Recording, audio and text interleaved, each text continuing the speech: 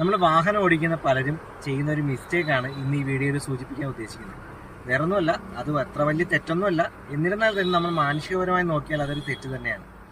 നമ്മൾ ഫോർ വീലേഴ്സാണ് ഈ തെറ്റ് ഏറ്റവും കൂടുതൽ ആവർത്തിക്കുന്നത്.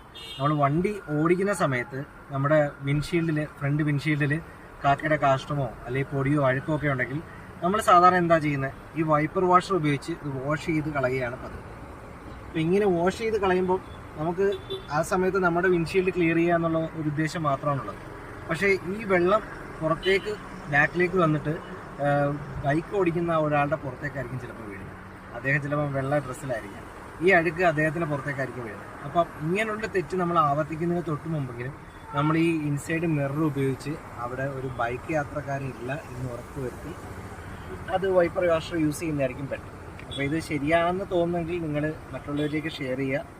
നിങ്ങൾ ഈ വീഡിയോ കണ്ടിട്ടുണ്ടെങ്കിൽ ഇനിയെങ്കിലും ഇത് ഒന്ന് ശ്രദ്ധിക്കുക.